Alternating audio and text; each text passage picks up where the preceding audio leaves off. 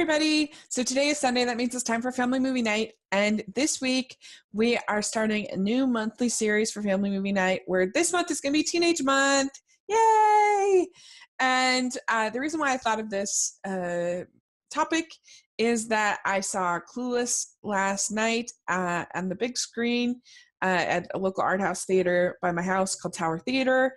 And I just enjoyed it so much and I really wanted to talk about it, but it's obviously not appropriate for like little kids. But I thought, how fun would we be to have 1 month where I'm just talking about some movies that have some more mature themes that are better for teenagers. So we're going to have Teenage Month and it's going to be super fun.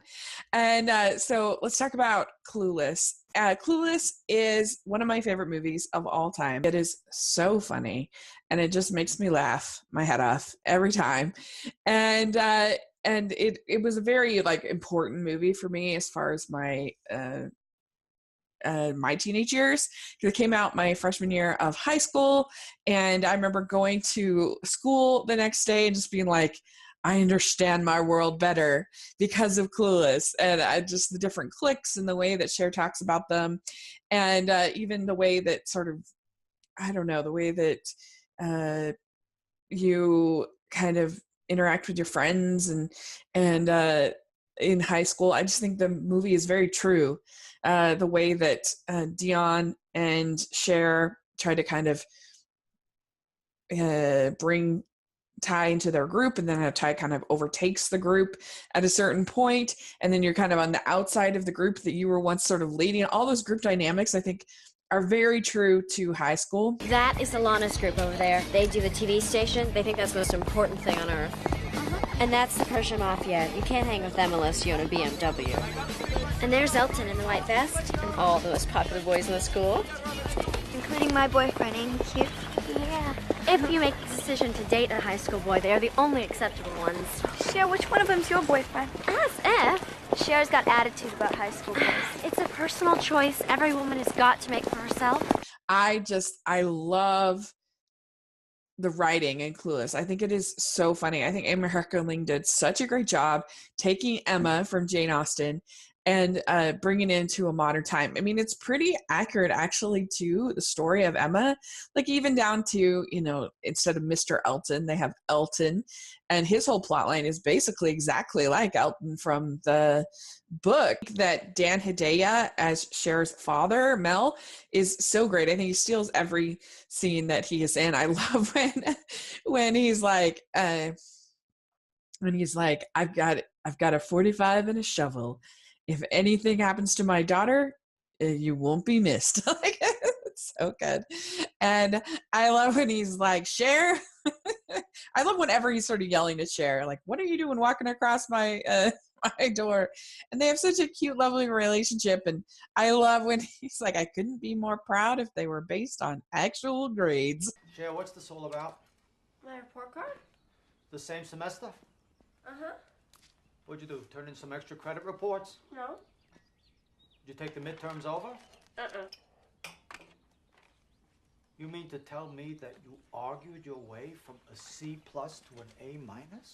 Totally based on my powers of persuasion. You proud? Honey, I couldn't be happier than if they were based on real grades.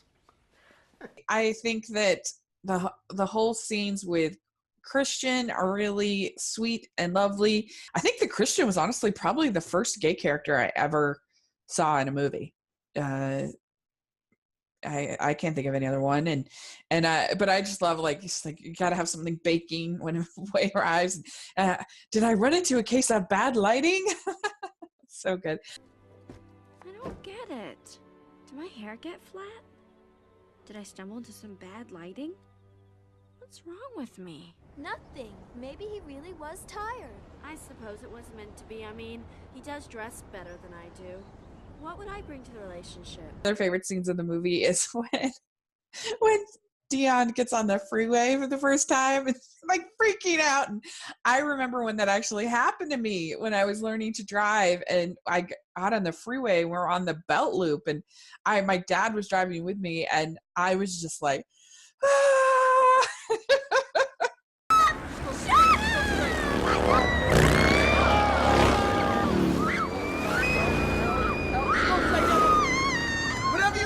Keep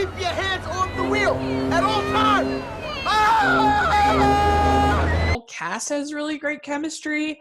I love a movie that to me feels like rich in the sense that it's not just the lead character that gets character development, but even like side characters. I think you see like a little bit of character development with a side character like Travis, even that you see him grow till he's doing the skating and skateboarding at the end. And Birkenstock, 38 tardies, by far the most tardies in the class. Congratulations.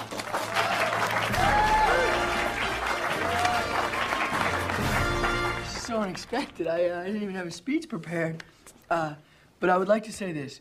Tardiness is not something you can do all on your own. Many, many people contributed to my tardiness.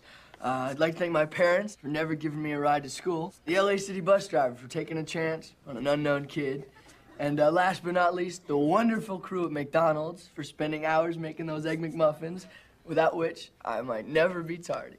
That Brittany Murphy is a delight as Ty, and in some ways she's kind of more world wise than Cher and Dion, because they're sort of naive to some of the things that she's talking about. Very sweet and lovely, and certain things that Cher and Dion are aware of, kind of about living in Beverly Hills and stuff, are things she's naive to. So I think that they have like a really sweet little chemistry together, and yeah, and I just love Amy Heckerling's writing. I mean, can you beat the Haitians scene? That debate, anytime in the debate, is just hilarious.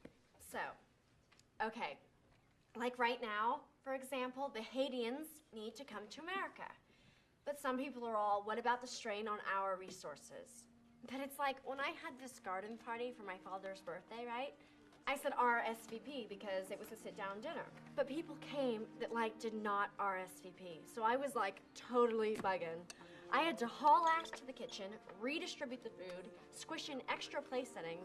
But by the end of the day, it was the more the merrier. And so, if the government could just get to the kitchen, rearrange some things, we could certainly party with the Haitians.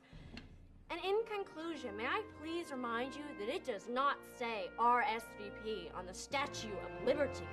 I actually think it has a really nice heart to it. I think that you see Cher grow as a character, and it's pretty incredible because Cher and Dion typically would be the villains. I feel like in Mean Girls, that's kind of what they do, is they make the Cher and Dion character the bad guys. And so I think it's a lot harder in writing to make characters like Cher and Dion likable, but I think they managed to make them likable. It's easy to make sort of the rich, pampered characters unlikable. And I think Mean Girls is fine, but just I personally prefer this. And I love when she goes and gets her driver's license. That whole scene is hilarious. Failed? Well, can't we just start over? I mean, I'm kind of having a personal problem. My mind was somewhere else. I mean, you saw how that biker came out of nowhere, right? I swear I'll concentrate. I drive really good usually. Isn't there somebody else I can talk to, a supervisor or something? I mean, it can't be the absolute and final word in driver's licenses. Girlie, as far as you're concerned, I'm the messiah of the DMV. I just love it. I think it has, even funny things like when they're watching TV and she's like, I thought there was peace in the Middle East. He's like, you look confused. Really cute, really fun. And so anyway, that's kind of my thoughts on Clueless. It's one of my favorite movies of all time. I just love it. And it just never fails to make me laugh. It's got the great 90s soundtrack. It's got really iconic fashion that was huge at that time. You know what you think of Clueless. Where do you stand on it? What are some of your favorite lines and some of your favorite parts? I'd love to know. And thanks so much. Please subscribe to my channel. I'll talk to you later. Bye.